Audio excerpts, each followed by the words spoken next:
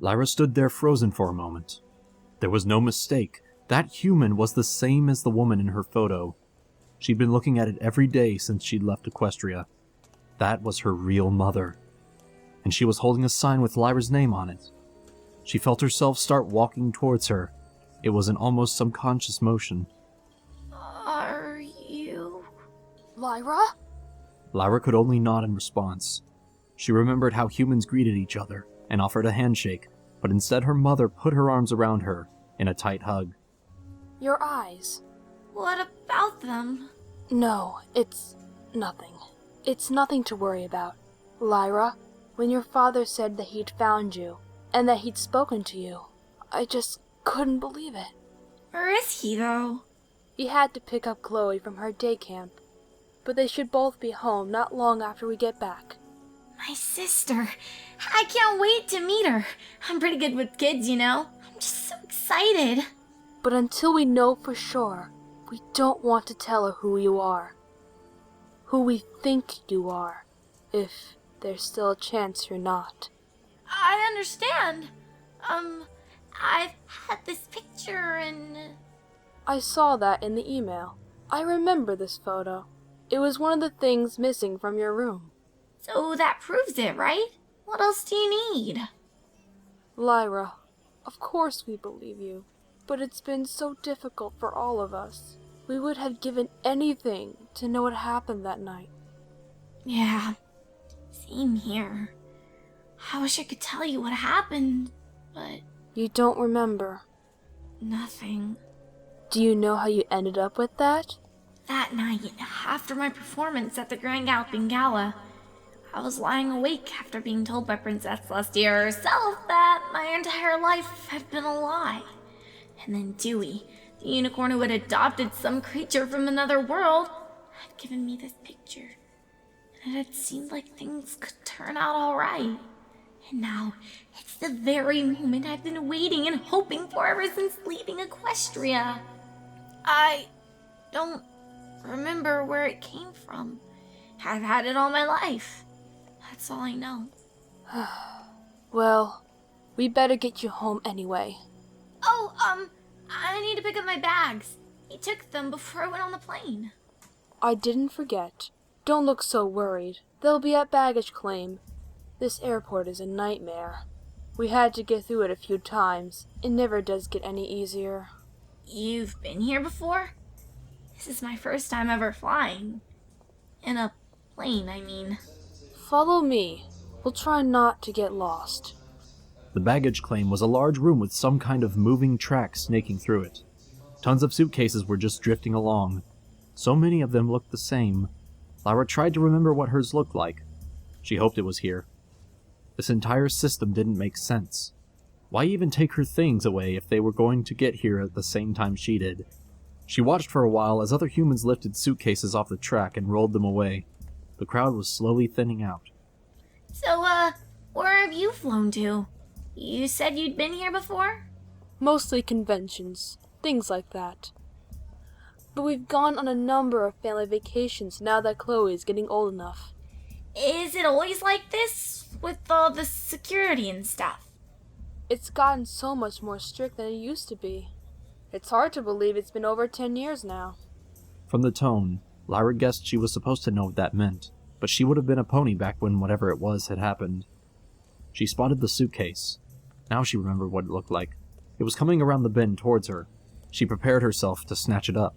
She'd have to be fast. The handle was pointing away from her.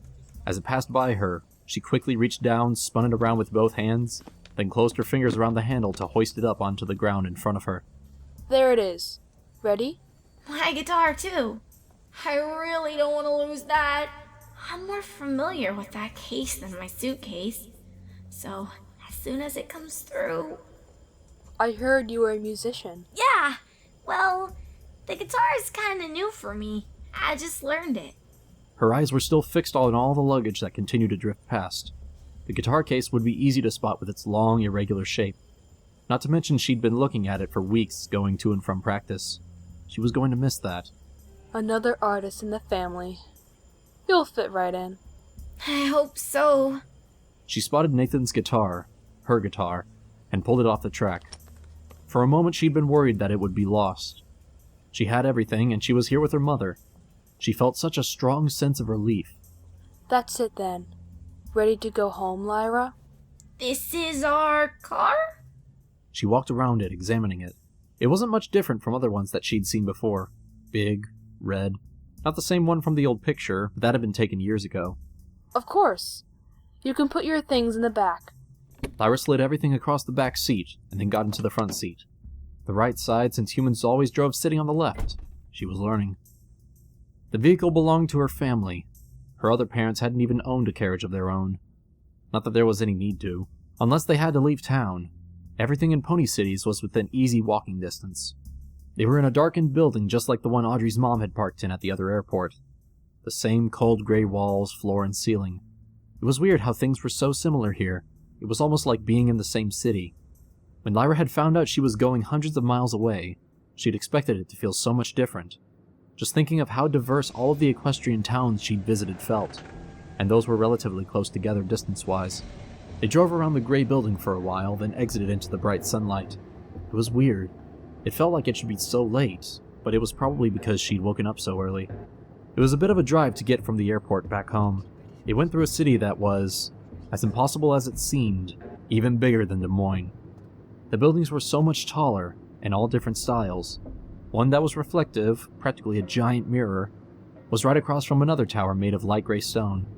This was her own hometown. That's right, it was.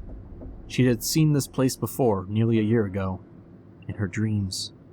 This time Bon Bon wasn't going to wake her up, though, because this time she was actually here.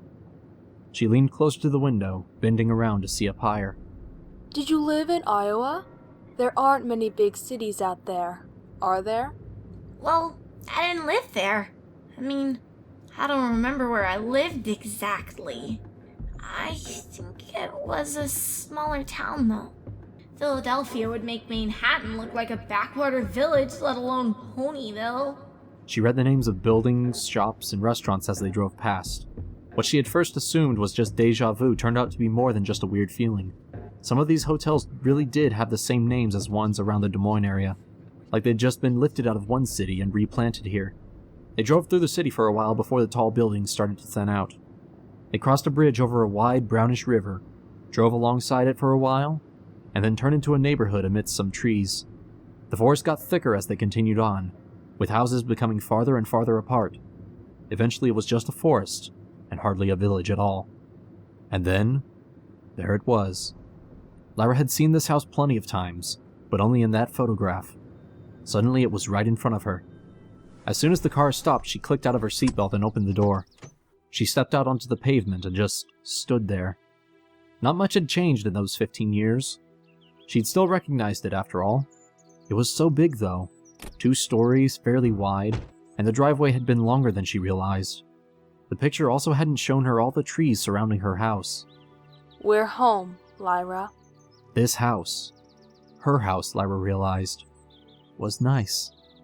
Really nice. She entered into a hall with stairs on one side. There was a balcony going across, and she could see a doorway into another room upstairs. Directly in front of her, she could see through to the living room. Light was pouring in through the large windows, filtered through the leaves of the woods outside. Already she could tell it was maybe twice the size of where Audrey lived. As she headed further inside, she noticed a painting on the wall. A large red dragon, sitting on top of a mountain of treasure. She'd never seen one up close or in its cave, but it looked about right from what she'd heard from other ponies. And the details were accurate enough, though dragons had a huge variety of body shapes and sizes. In the corner there was a name, Selena M. That's one of my early ones. You painted this? How did you know what a dragon would look like? I based it off of Tolkien. Have you read The Hobbit? No, I don't know that one. I heard you were an artist. Your father and I do share a love of fantasy. It's how we met, actually, all those years ago. I've been doing the covers for his books ever since Voice in the Dark. That was the first. I was reading it, so, I remember the picture on that one. I was wondering about that.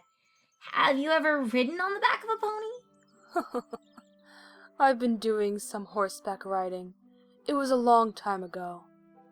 Why do you ask? Do you do any writing? No, of course not. It's just, well, never mind. She hurriedly moved past the painting and into the next room. The living room was spacious like the hall had been, the feeling of openness enhanced by the large windows on the back wall. There was a cobblestone fireplace, and Lyra was a bit shocked to see a sword mounted over it. She was about to ask about it, but then she noticed something on the coffee table in front of the sofa that was even stranger. What are these? Those are your sis. They're Chloe's. Oh, they are? She thought that they were just small figures of horses at first. White horses with a certain gracefulness like Princess Celestia, while still not looking quite like equestrian ponies. They weren't as stocky. The faces were different. But she'd noticed the horns. You know how little girls are. Just about everyone goes through a unicorn phase. At least for a little while. Maybe I never outgrew mine. Right! I guess you could say I'm done with unicorns, though. Magic? Lyra, we really did miss out on so much time together. We never knew you when you were that age. When I was that age, I actually was a unicorn, learning magic and discovering humans for the very first time. Just how different are these two places? I'm standing here with a human talking about how dragons and unicorns are just stories made up to entertain children. It's almost like talking to Twilight, but reversed. After we lost you, well, neither of us wanted to go through that again, but we knew we still wanted a child. I don't think what happened to me was normal. You're probably right about that. They both heard the front door swing open and footsteps quickly running through the entry hall. Then a small human girl ran into the living room and stopped as soon as she saw Lyra. They both stared at each other, not saying anything. Who are you? I'm... Chloe, we told you we'd be having a visitor, didn't we? A man followed the girl from the hall. He was tall, with a small beard the same silvery gray as his hair, neatly trimmed, framing his mouth. He noticed Lyra immediately. You're here. Lyra nodded. She wasn't sure what to say. Although she'd never met any of these humans before, and they were humans, that was still the strangest part. Something about them felt so familiar, welcoming. Chloe, this is Lyra. She's going to be staying with us for a while. Why is her hair like that? I have to admit it, I'm wondering the same thing. My mother and my sister have dark brown hair. It's because I like this color, so I dyed it. Chloe, why don't you go upstairs for a while? Chloe nodded, gave a final glance towards Lyra, then headed for the stairs. Lyra turned her head at the sound of footsteps heading up the stairs. They faded away. She looked back to her father, back to her mother. The faces were the same as her photograph. The first real human faces she'd ever seen. Finally, her father spoke up. Did your flight go well? It was okay. Please, sit down. Make yourself comfortable. She did as he said. She was feeling tired even though she'd been sitting for hours on the airplanes. That had hardly been what you'd call relaxing, though, with all the noise and being shot up thousands of feet into the air. It's been so many years. We thought we'd never know what happened to you. I'd kind of like to know what happened too. It's like I told you on the phone. Before I stayed with Audrey's family, I can't remember anything. How did you find us? I had a friend, Randall. I played in the band with him. I showed him the picture of you when he recognized you from the books. And then Audrey used her computer and found some news article. We're not going to talk to any media this time. When you went missing, they just made everything more difficult. We're just glad you're home now. I am too. One thing. Yes? I haven't eaten all day. Do you have anything I could have for lunch? Her parents had acted surprised when she told them she was a vegetarian. Lyra was having trouble deciding what she could eat, so she just grabbed an apple from the basket of fruit in the kitchen. She hadn't had one in a while. Probably not since they'd finished off the giant bag that Bon Bon had been forced into buying. They'd talked over lunch. The awkwardness never seemed to completely go away, although it took mere minutes for everybody to open up. She told them all about Des Moines. It was all she wanted to tell them about. She turned the questions onto them. She definitely had enough. That sword above the fireplace. That's an interesting story. It's a gift from a fan. I have dozens of stories I could tell. I have been running for a long time now. Since before you were even born. It's a weapon, though. The blade is dulled. The guy who gave me that actually owns a metal forge and wanted to recreate Arian's blade for me. I met him at a convention. I was reading your book. You really seem interested in magic. I don't really get that. Those are the things that draw people to fantasy. Everyone wants to escape sometimes, to a world more interesting than their own. I think that's what helped us. Maybe you're right about that. After that, she'd been shown where her room was. The same one that she'd slept in as an infant, according to her parents. It was refurnished since then, and they didn't use it very often. Do you need any help unpacking? I'll be alright. I don't have much. I'll let you get settled in then, Lyra. Lyra wasn't really sure what she had expected. It was just a room after all. It was simply furnished, with a bed and a dresser and a nightstand, all dark polished wood. Nothing too fancy, although it was nice. Her window overlooked the backyard, which was mostly just forest. Thinking of her guest room at Audrey's house, and how she'd gotten used to falling asleep with the occasional sounds of a passing car or a siren, this would be more like Equestria than ever. 15 years ago, well, pretty much 16, I was right here, when something opened up and dropped me right in the middle of Camelot. A human child. The first to be seen in Equestria for over 1,000 years. Kind of significant, even though I ended up just being a single face in the crowd of Ponyville. But what if that hadn't happened? Suppose I'd stayed here, grown up with my human parents, attended school. I'd probably still be attending school now, actually, and lived my whole life as a human in Philadelphia.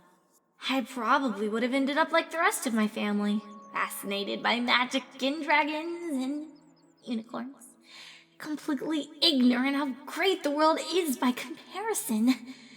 Most of the unicorns I knew weren't very interesting anyways. I had a few friends in Equestria. Not like here, though. Even if I left behind my human friends in Des Moines, I can meet more here in Philadelphia easily enough. Lyra knelt down in front of the dresser and started transferring her outfits out of the suitcase and into the drawers. Once she was done with that, she leaned the guitar up in the corner of the room. Her smaller bag was still on the bed. She took out the photograph and set it up on the dresser. After considering it for a moment, she took out her lyre and laid it next to it. Once everything was unpacked, Lyra stretched out on her bed, hands behind her head, and stared up at the ceiling. Here I am. This is my home. I'm back. Today really had been exhausting. She didn't even notice when she fell asleep.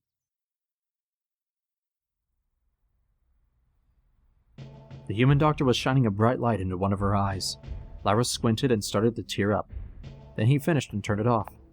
It was only her second day here in Philadelphia. Lyra was in for her first doctor's appointment as a human.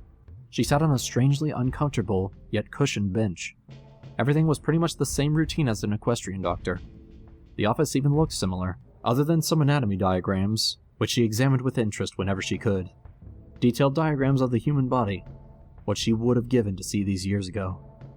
The doctor, a younger man with neatly combed hair and thin, square-rimmed glasses, asked about a few vaccines for diseases she hadn't heard of. Apparently humans could catch chickenpox. She had nearly admitted that she had already gotten the ponypox when she was a filly, but caught herself before saying anything. Just how many species diseases humans were susceptible to was still unclear. She had gotten a few needles stuck in the soft flesh of both arms. It was even more painful than getting shots as a pony. But she knew the real reason they had brought her here. Well, kind of. She didn't understand how they would accomplish it, but... You're trying to find out if I'm really Lyra Michaelakos, aren't you? We already took the samples. They're off to the lab, and it should take a couple of weeks to get your results. He's probably talking about those swabs they took from inside my mouth. I have no idea why they did that. Maybe humans used potions like Zakora. Those could be a substitute for magic in some cases, and what else would they be doing with it? He had gone quiet again, just scribbling some things down on his clipboard. Lyra sat on the bench, her fingers curled around the bottom edge. This is my real eye color. Your family has a history of brown eyes. Well, Amber isn't a very common color. It's not entirely unheard of for eye color to change in the early years after birth, although that's also very rare. It's always been this way, as far as I know. Lyra, do you remember? I've told you. And I've told Dad plenty of times. I don't remember anything before I went to Des Moines. Did you live there? Yes, well, kind of. I stayed there with another family for a few weeks. How did you get to the city? I walked there. And where did you walk from? That's as much as I know. I can't really tell you anymore. The doctor wrote down a few things on his clipboard. He didn't say anything. Lyra fidgeted and turned back to one of the diagrams on the wall. The inside of a human ear. She felt her own how it was kind of stiff, much less flexible than pony ears. She had never noticed a significant difference in sensitivity, just that it was harder to move it on its own. Have you spoken with your, parents about therapy? I'm not crazy. Nobody's calling you crazy. We're only concerned about your emotional state. How you're adjusting to your new life. What do you mean by that? I don't have very much experience with cases like yours personally, but the adjustment when children are reunited with their lost families can be difficult. Not just for you, but for your parents as well, and your younger sister especially. Oh, I guess you're right. Do you feel like you're at home when you're with them?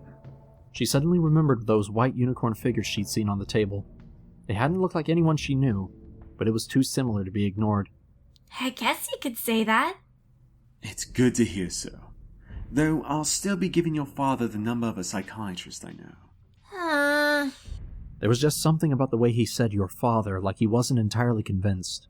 She'd noticed that from her parents as well, like they wanted to believe who she was, but had to tell it to themselves over and over and still not fully believe it. I just want to know about that test. When do we find out I'm really enthyromyclacos? Those results should be out in about a week. She leaned back, her back pressing against the wall mirror.